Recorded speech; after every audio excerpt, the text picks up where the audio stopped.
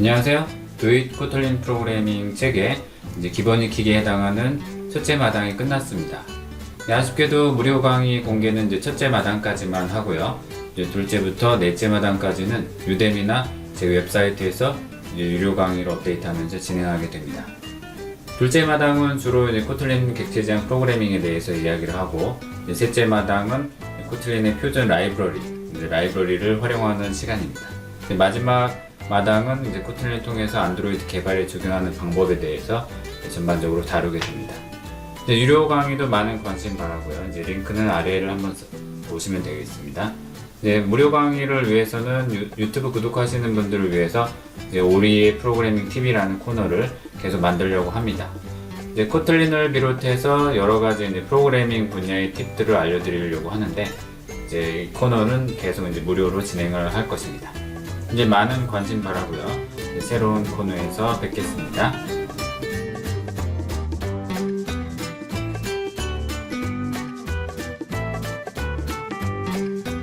자, 이제 오리의 프로그래밍 노트 시간입니다. 이 코너에서는 여러가지 프로그래밍 팁들을 알려드릴 건데, 그 첫 번째 시간으로 이 리액트 앱을 코틀린 JS를 통해서 만드는 방법을 한번 살펴보겠습니다.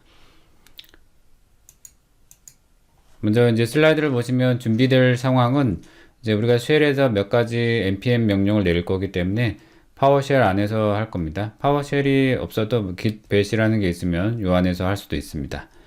이 git bat는 git for windows라는 걸 설치하게 되면은 나타나게 되죠. 그래서 요 사이트에서 설치하시면 될 것 같고, 아니면 그냥 파워쉘에도 하면 됩니다.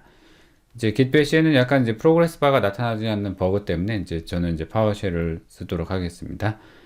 그 다음에 npm이라는 패키지를 요걸 사용해서 여러가지 의존된 패키지들을 자동으로 다운받고 관리를 할 수가 있습니다. 상당히 편리하죠. 그래서 이 툴은 Node.js에 같이 들어있기 때문에 요 웹사이트에 들어가서 다운로드해서 설치하면 되겠습니다. 자, 그 다음에 웹팩이라는 게 있는데, 이 웹팩은 필요에 따라서 우리가 설치해 줄 건데, npm을 통해서 설치할 수가 있습니다. 이렇게 -G 옵션을 쓰게 되면 공통 디렉토리, 글로벌 디렉토리죠. 그 디렉토리에 웹팩을 설치해서 누구나 이 웹팩을 사용할 수 있게끔 어떤 환경을 만들어 주는 겁니다. 자, 그래서 이 준비되는 거는 여러분들이 미리 설치를 해 놓고 따라오시면 될 것 같습니다. 이 참고는 이 사이트를 참고로 하고 있습니다. 잠깐 이 사이트 한번 들어가 보면, 자, 이 사이트 한번 들어와 보면 이렇게 Create React Kotlin 앱이라는 게 보이죠? 그래서 이 젯브레인에서 지금 제공하고 있는데, 요걸 한번 그대로 한번 따라서 해보려고 합니다. 그래서 JDK AG 인스톨된 상황에서 이것들을 사용할 수 있다라고 되어 있죠. 자바 9은 아직 지원되지 않고 있다고 지금 보입니다. 자, 그리고 밑에 설치 과정은 몇 개가 보입니다만, 이 과정들을 제가 좀 간략하게 슬라이드에다 다시 적어 놨습니다. 슬라이드를 다시 보시면, 자, 그럼 리액트 앱, 자, 요런 스텝으로 진행을 할 겁니다.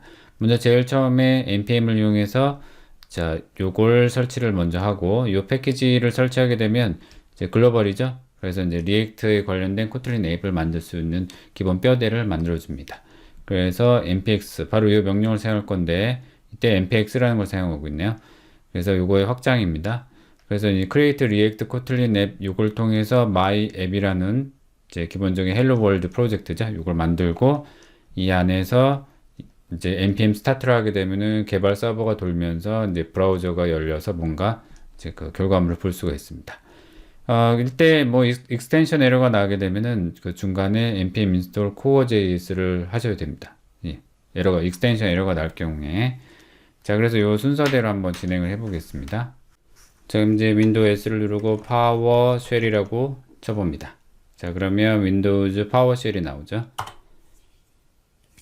자, 윈도우 파워쉘을 굳이 안 써도 됩니다. git bash를 써도 되고, 여러 가지 써도 됩니다만, 만일 맥 사용자라고 하면은 기존에 터미널이 있겠죠. 다만 여러분들이 Node.js와 npm은 설치가 되어 있어야 되기 때문에 확인해 봅니다. node-v, 예, 버전 8.12 설치되어 있고, npm-v, 자, 현재 버전 6.10이 설치되어 있습니다. 자, 문제 없죠? 다음에 npm 명령으로 인스톨을 할 건데 글로벌 위치에다가 설치합니다. 그래서 create 자 리액트 코틀린 앱 create 리액트 코틀린 앱이라는 패키지를 설치합니다. 자, 그 다음에 일단 프로젝트를 위한 폴더가 필요하죠. 그래서 현재 위치는 이제 내 계정 폴더에 있습니다. 그래서 이 계정 폴더 이외에 하나의 폴더를 더 만드셔도 되고, 아니면 저처럼 다른 드라이브에 이미 그 프로젝트를 위한 폴더가 있으면 그 위치로 가서 이제 폴더를 만드셔도 되겠습니다. 저는 이 폴더로 이동한 다음에 일단 코틀린을 위한 폴더를 하나 더 만들겠습니다. 자, 그 다음에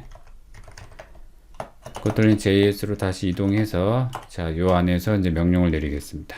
자, 이번에 이제 새로운 앱을 만드는 거기 때문에 npm의 확장이라고 보면 되겠습니다. 자, 이렇게 하고 아까 전에 명령 내렸던 요거 있죠? 요걸 이렇게 드래그 한 다음에 여기서 오른쪽 버튼을 누르면 이렇게 들어갑니다. 자, 그 다음에 my 앱이라는 걸 만들어 볼까요? 자, 이렇게 하게 되면 자, 이제 creating a new React Kotlin app. 그래서 이제 기본 뼈대를 만들어 주는 건데, 이 사실은 요거는 일종의 커맨드로 이 안에 여러 가지 그 패키지들을 다운받는 명령들이 적혀 있습니다. 그래서 이 안에 리액트라든가 리액트 돔, 리액트 스크립트 코틀린 등등의 각종 패키지가 이제 다운로드 되게 됩니다. 자, 그래서 이제 마이 앱이 만들어지는 것이고, 이제 다 다운로드가 다 즉 완료되면 여기에 뭐가 생기냐면 이제 노드 모듈이라는 요 폴더가 생깁니다. 그래서 로컬이기 때문에 노드 모듈스라는 폴더 안에 각종 이제 의존된 라이브러리가 위치하게 됩니다. 사실은 그 노드 모듈은 나중에 배포할 때는 필요 없는 폴더가 되겠습니다. 그래서 이 해당되는 폴더 내부를 이제 다 다운로드가 된 다음에 살펴보도록 하겠습니다. 자, 이제 다운로드가 완료됐네요. 다운로드 보니까 이제 736개의 패키지가 보이고, 예, 굉장히 많죠. 예. 자, 이건 이제 리액트 돔이라든가 스크립트 등등등을 포함해서 이만큼 있다는 겁니다. 자, 그래서 여기 보니까 이제 npm start를 이용해서 이 개발 서버를 구동할 수 있다라고 되어 있습니다. 자, 그 다음에 npm run build는 이제 최종 프로덕션 파일들을 만들어냅니다. 예, 배포판을 만드는 거죠. 그 다음에 테스트 서버를 구동할 경우에 npm 테스트, 그 다음에 npm run eject는 해당 툴에 있는 내용물을 모조리, 그러니까 의존된 빌드 패키지들을 모조리 카피해다가 이것들을 수정할 수 있도록 하는 건데, 이걸 하게 되면은 다시 되돌릴 수 없기 때문에 좀 주의해서 사용하라 되어 있습니다. 이건 뭐 안 해도 될 것 같고, 이제 우리가 할 거는 이 안에 들어가서 이제 개발하는 거죠. 자, 이제 cd my앱이라는 폴더에 진입해서 ls에 보면 기본 뼈대가 보입니다. 자, id라는 요 폴더가 보이죠. 이제 기본적으로 이제 IntelliJ ID를 이제 환경으로 진입할 수 있게끔 미리 프로젝트 파일들이 여기 준비가 되어 있습니다. 단 이게 좀 오래되어 있기 때문에 현재 IntelliJ ID에서 이 내용이 인식이 되지 않기 때문에 제 생각엔 요거를 지우는 게 좋을 것 같습니다. 그래서 del.id를 지워 놓습니다. 자, yes.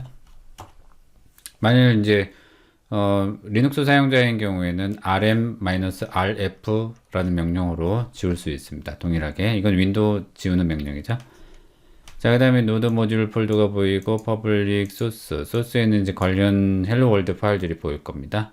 그 다음에 몇 가지 파일이 있고, 자, 이것도 이제 프로젝트 파일의 하나죠. 이제 IntelliJ ID의 프로젝트 파일입니다. 자, 패키지 JSON은 자동으로 완성되어 있는데, 여기에 각종 의존된 라이브러리가 쫙 정리되어 있습니다. 자, 그래서 일단은 먼저 npm 명령을 사용해서 스타트 할 수 있다고 했었죠. 자, 이렇게 해서 서버를 돌려봅니다. 만일에 이 npm 스타트를 했는데 스타트가 안 되고 뭔가 의존된 그 파일을 요구하면은 아까 말했던 이제 JS, 코어 JS를 하나 더 설치를 해야 됩니다. 자, 일단 시작해 볼까요? 자, 그 npm을 스타트하게 되면은 이제 디폴트 브라우저가 열리고, 이 디폴트 브라우저에 자동적으로 이제 리액트 코틀린 앱이 열리고, 로컬호스트 3000 이렇게 돼 있죠. 그래서 이게 현재 개발 서버 이제 돌린 부분이 이제 열리는 겁니다.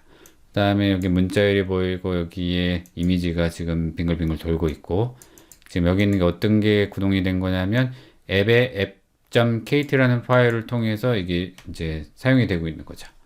자, 그래서 이 파일을 보면은 어때요? 이제 제대로 구동이 되고 있고 이 위치로 접근해라 이렇게 나와 있습니다. 최종 프로덕션은 npm run 빌드를 사용하는 겁니다. 자, 그래서 다시 얘를 컨트롤 C를 눌러서 중단시키면 자, Y 그러면 이 서버가 이제 죽은 거나 마찬가지죠. 리프레시 하게 되면은 접근되지 않죠. 자, 그래서 그러면 여기에 이제 뭐냐, 이 파일을 다시 한번 들여다보기 위해서 이 위치 있죠? 자, ls 자, pwd 현재 이 위치를 드래그해서 엔터를 누릅니다. 그래서 윈도우 id에서 한번 열어보도록 하죠. 자, 윈도우 s id 자, 인텔리제 id를 호출합니다. 커뮤니티 버전인데 실제로 이제 자바스크립트 같은 웹 컴포넌트를 개발하려면 인텔리제 ID의 이제 얼티밋 버전이 필요합니다. 근데 이제 우리는 그냥 소스 코드를 보기 위해서 ID 커뮤니티 버전을 구동하겠습니다. 엔터. 자, 그러면 여기에 자, 새롭게 이제 프로젝트를 생성하거나 오픈할 수 있는데 이제 기존 폴더에 IML 파일이 있기 때문에 오픈을 누릅니다. 자, 오픈. 자, 그 다음에 아까 여기서 복사했었던 이 폴더 있죠? 요거를 여기다가 그대로 컨트롤 V로 붙입니다. 자, 그럼 이제 myApp 이 폴더가 지정이 됐고 여기 OK를 누릅니다. 자, 클로즈 팁. 자, 그럼 이제 myApp이 여기 열린 걸 알 수 있는데, 자, 이 뼈대를 보면은 일단 기본적으로는 자, ID 폴더 자동 생성됐고 노드 모듈 이제 각종 의존된 라이브러리입니다. 굉장히 많은 파일들이 여기 보입니다. 그 다음에 퍼블릭 자, 퍼블릭에는 이제 파비콘 그 index.html 등의 웹 요소가 보이죠. 이 안에 index.html을 열면 이제 기본 뼈대로 이제 작성되어 있는 것을 알 수 있습니다. 이 기본 뼈대에 헤드 메타 태그가 보이고 바로 이 부분. 자, 바디 안에 뭐가 있냐면 여기에 div id 루트가 보입니다. 그래서 이걸 통해서 뭔가 뿌려지는 내용이 이제 있는 거죠. 요거 이제 그 KT 이제 React.js에 의해서 이제 뿌려지게 됩니다. 자, 그럼 src 폴더를 열어볼까요? src 폴더를 열어보니까 앱 폴더. 자, 앱 폴더에 앱 css 이제 스타일 시트죠. 스타일 시트 보이고 그 다음에 app.kt 바로 요게 이제 핵심 파일이죠. 요걸 이용해서 이제 기존의 리액트 프로그래밍을 이제 코틀린 내에서 이제 진행할 수 있는 겁니다. 자, 그래서 일단은 이 임포트를 열어보면 이제 여기 뭐가 임포트 되고 있냐면 리액트 돔, 그 다음에 로고티커는 여기에 우리가 추가적으로 만들어진 요소가 지금 임포트 되고 있죠. 자, 그래서 여기 보면 이 문법 렌더를 통해서 이제 리액트는 화면에 뭔가 그리는 요소를 이제 정의를 하죠. 근데 이제 기본적으로는 여기 있는 div pp는 이제 그 HTML 태그에 해당되는데 바로 이게 DSL 도메인 스페시픽 랭귀지 형태로 만들어져 있다는 것을 이제 예측할 수가 있습니다. 이제 그 리액티브에 해당되는 요소를 정의가 되어 있고 이 안에 로고 div 안에 h2라는 요소가 하나 더 있고 여기다 뭔가 문자를 붙일 때는 플러스로 정의돼서 여기 문자열이 되어 있네요. 그다음에 나머지도 p라는 태그에 자, 플러스를 통해서 문자가 쭉 정의가 되어 있네요. 자, 이런 방식으로 정의되어 있고 그 다음에 함수 fun rbuilder 앱이라는 걸 통해서 여기에 저 child 앱 요걸 이제 지정을 하고 있네요. 자, 그러면 다시 인덱스로 가봅시다. 자, 인덱스 kt 열어보면 자, 여기는 메인이 보입니다. 진입점에 해당되죠. 그래서 이 진입점에는 자, require all이라는 자, 펑션이 보이고 여기에 CSS 모듈이 가져오는 걸로 지금 보여집니다. 그래서 일단 렌더라는 걸 통해서 여기서 이제 바로 이 위에 있던 퍼블릭 폴더의 인덱스에 있던 그 루트라는 요소 있었죠. 다시 들어보면 여기 있는 요 부분 div id 루트라고 되어 있는 부분에 자, 다큐멘트를 가져와서 거기에 해당되는 내용을 앱으로 렌더링을 하는 겁니다. 자, 이렇게 돼서 왠지 그 리액트 자바스크립트에서 있는 내용과 비슷한 뼈대지만 약간의 그 문법 내용이 약간 틀리죠. 코틀린 형태의 문법으로 DSL 랭귀지를 사용하는 그 형태로 바뀌어 있습니다. 자, 나머지 뭐 코틀린 로고에 해당되는 그림 파일들이죠. SVG 바로 요거죠. SVG 형태로 만들어진 로고입니다. 그다음에 CSS. 간혹 이렇게 이제 웹 컴포넌트를 조절할 때는 여기에 IntelliJ Ultimate Edition을 사용할 걸 권장하고 있는데, 자, 이건 이제 무시해도 되겠습니다. 자, 그리고 이제 이렇게 티커를 열어봅시다. 자, 티커는 밑에 그 해당되는 뭐죠? 그 해당 날짜가 계속 축축쭉 올라가고 있었죠. 자, 그걸 처리하고 있는 내용인데, 여기 보니까 어떤 방식으로 구현되어 있는지 한번 잠깐 펼쳐보면, 자, 리액트 돔 브라우저에 임포트 되어 있고, 크게 보면 인터페이스 두 개, 타임틱을 위한 인터페이스, 그 다음에 티커 클래스, 자, R 컴포넌트, 리액트 컴포넌트의 해당 내용을 상속받아서 티커로 만든 거죠. 자, 그래서 자바스크립트하고 비교를 해볼 수는 있을 겁니다. 자, 이런 식으로 이제 코틀린 문법으로 클래스를 하나 생성하고 이 안에 함수, 초기화하는 함수죠. 이제 상태를 이제 저장하기 위한 props, start from을 지금 지정하고 있고, 자, props는 기본적으로 그 상위 요소로부터 가져오는 값들이 들어있죠. 그 다음에 컴포넌트 did mount랑 will unmount는 이제 일종의 이벤트 처리를 위해서 필요한 부분이죠. 그래서 이게 이벤트가 붙을 때 여기에 윈도우즈 set 인터폴을 사용해서 상태를 계속 변경하게끔 만든 겁니다. 그 다음에는 이제 unmount는 이벤트가 떨어질 때입니다. 떨어질 때는 당연히 제거해야 되니까 이제 클리어 인터벌을 사용했습니다. 자, 렌더 내용에는 this app has been running for 한 다음에 계속 이제 시간을 이제 elapse, 지난 시간을 계속 올려주는 이제 동적 루틴을 만든 거죠. 이렇게 이제 동적 루틴을 만든 이벤트 처리 구문을 보여주고 있습니다. 자, 그러면 이제 다시 한번 서버를 스타트 해 보겠습니다. npm start 명령을 내리고, 자, 이제 서버가 구동됐으면 여기에 지금 방금 봤던 소스대로 계속 elapse, 타임이 계속 지나가고 있고, 그 다음에 자, 그래서 이 앱으로 와서 우리가 앱 KT로 진입한 다음에 예를 들어서 이 부분을 자, 한글 한번 써봅시다. 오리 프로그래밍 노트. 자, 이렇게 한번 써보고, 그 다음에 다시 와서, 자, 우리가 일단 내용물을 고치고 나면은 어때요?